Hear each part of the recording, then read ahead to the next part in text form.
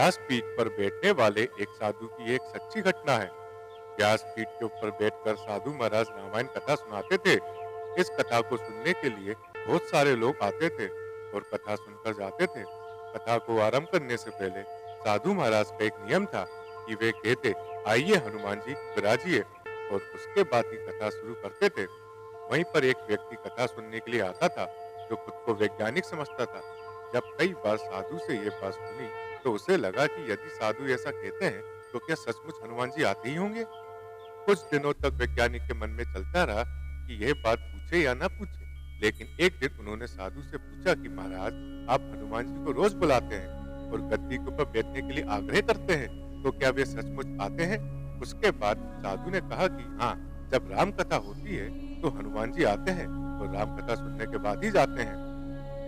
अब वैज्ञानिक को तो सबूत चाहिए था, तो बोला, ऐसे बात नहीं बनेगी।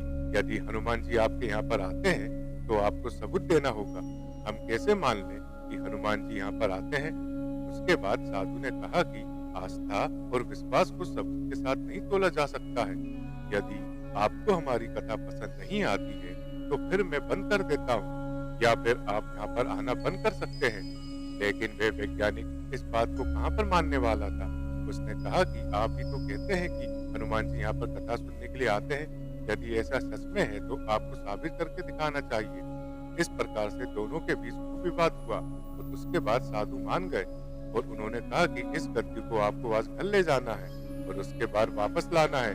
गद्दी को मैं यहाँ पर रखूंगा और हनुमान जी को मैं यहाँ पर बुलाऊंगा। उसके बाद यदि तुम इस गद्दी को उठा पाए तो इसका मतलब ये होगा कि हनुमान जी नहीं आए हैं, और यदि नहीं उठा पाए तो इसका अर्थ होगा कि हनुमान जी आए हैं। इस शर्त को मानने के लिए मैं तैयार हो गया।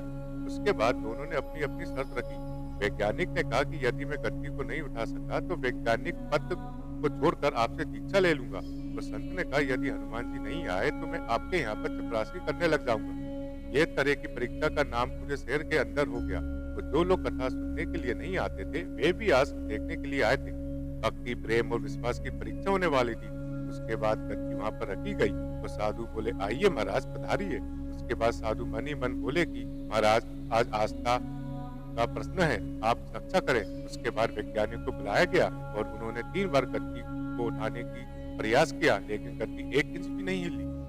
उसके बाद वैज्ञानिक साधु के पैरों में गिर पड़े और बोले, सचमुच आपकी भक्ति सच्ची है। श्रद्धा और भक्ति से जब हम किसी देव की आराधना करते हैं तो उसके अंदर बहुत अधिक शक्ति आ जाती है।